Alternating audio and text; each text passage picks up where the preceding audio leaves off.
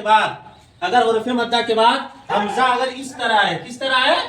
اس طرح ہے تو مد متصل ہوتا ہے. کس طرح ہوتا ہے؟ مد متصل ہوتا ہے. ادھر دیکھیے اگر حروف مدہ کے بعد حمزہ اگر اس طرح آیا ہو تو وہاں پہ کیا ہوتا ہے؟ مد متصل. اکثر جگہ یہ ہوتا ہے لیکن صرف ایک آدھ جگہ خالی ہے، جیسے سو آ. یہ کیا ہے؟ سو آ. یہاں حمزہ اس طرح نہیں آیا پھر یہ مد متصل ہوتا ہے. اس میں کیا ہوتا ہے؟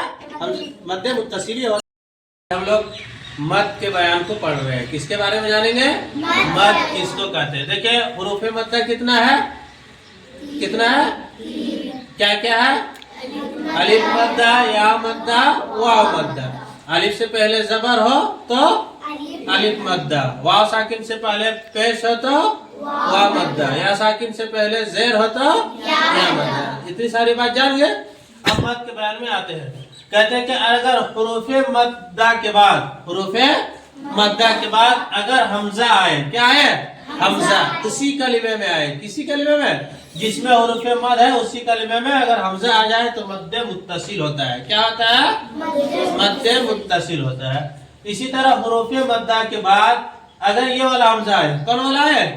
یہ والا حمزہ آئے تو مد منفصل ہوگا. کیا ہوگا؟ مد منفصل.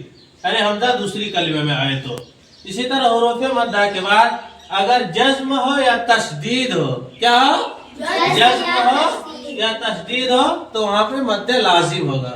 وہاں پہ کیا ہوگا؟ مد لازم ہوگا. جیسے حروف مدہ کے بعد حمزہ ہو تو مد متصل ہوتا ہے.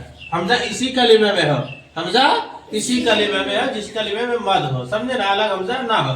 تو جیسے جا، کیا ہے؟ جا. تو جی میں الف مد زبر، جا کی الف مدہ ہے ہاں، اور اس کے بعد کیا آیا؟ حمزہ آیا. تو یہ کیا بن گیا؟ مد متصل بن گیا. کیا بن گیا؟ مد متصل بن گیا. اسی طرح ہے کہ حروف مد کے بعد اگر حمزہ دوسری کلمہ میں ہو تو کیا بنتا ہے؟ مد منفصل. کیا بنتا ہے؟ مد منفصل. جیسے فی امرنا، یا پایا زیر فی حروف مدہ ہے یا مدہ ہے نا؟ یا مدہ. اس کے بعد حمزہ آیا. اس کے بعد کیا آیا ہے؟ حمزہ آیا ہے. لیکن یہ حمزہ جو ہے اس کلمے میں نہیں ہے. حمزہ یہ فی الگ ہے. یہ فی کیا ہے؟ الگ ہے. اور امرنا یہ کیا ہے؟ الگ ہے. تو یہ کون سے قاعدہ بنے گا کہ اگر حروف مدہ کے بعد حمزہ اگر دوسری کلمہ میں ہو تو یہ کیا ہو جائے گا؟ مد منفصل ہو جائے گا. اور یہاں دیکھو حمزہ ایک ساتھ آیا ہے، یہاں حمزہ ایک ساتھ ہے. سمجھ میں آ گیا؟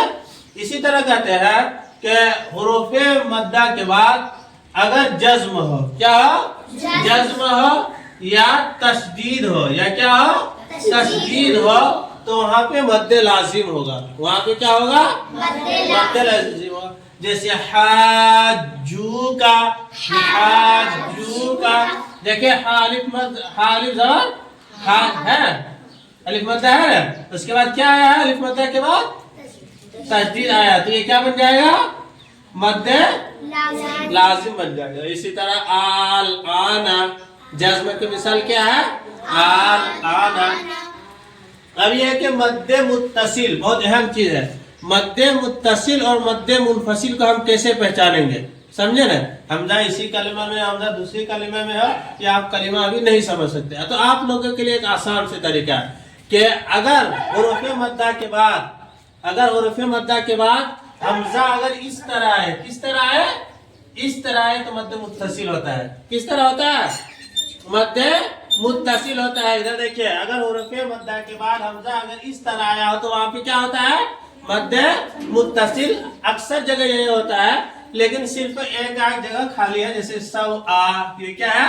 سو آ. یہاں حمزہ اس طرح نہیں آیا پھر یہ مد متصل ہوتا ہے. اس میں کیا ہوتا ہے؟ مد متصل ہی ہوتا ہے اگرچہ. سمجھے؟ اس کے علاوہ اگر کہیں بھی حروف مد کے بعد حمزہ اگر اس طرح ہے، اپنے اصلی شکل میں آئے تو مد متصل ہوتا ہے. اسی طرح کہتے ہیں کہ اگر حروف مدہ کے بعد حمزہ جو ہے اس شکل میں آئے، کس شکل میں آئے؟ اس شکل میں آئے تو مد منفصل ہوگا. لیکن ایک جگہ ایسا ہے کہ حمزہ جو ہے اس شکل میں نہیں آیا ہے بلکہ حمزہ اپنی شکل میں آیا لیکن اس کے باوجود بھی مد منفصل ہو رہا ہے. اس کے علاوہ سمجھ میں آ گیا نا؟ اس میں بھی ایک تو اس کا والا آ گیا، اس میں بھی ایک تو اس کا والا آ گیا ہے. یاد رہ جائے گا نا؟ اور اس کو تو پہچاننا آسان ہے مد لازم کو کہ اگر جزم ہو یا تشدید ہو تو مد لازم ہونا. مد متصل اور مد منفصل کی ایک اور پہچان ہے کہ مد متصل جو ہوتا ہے اس کا مد جو ہے دیکھیں کس طرح لکھا ہوا ہوتا ہے, اس کا مد دیکھیں کس طرح لکھا ہوتا ہے, اور مد منفصل کے مد جو ہے تھوڑا باریک اس طرح کر کے لکھا ہوا ہوتا ہے, کتاب میں دیکھ لیجئے گا. سمجھ میں آئیے نا. ہاں اب اس کو کتنا کرنا ہے, مد متصل اور مد منفصل کو 2.5 یا 3 الف کے برابر کھینچ کے پڑھنا ہے. کتنا 2.5 یا 3 الف کے برابر. جیسے جا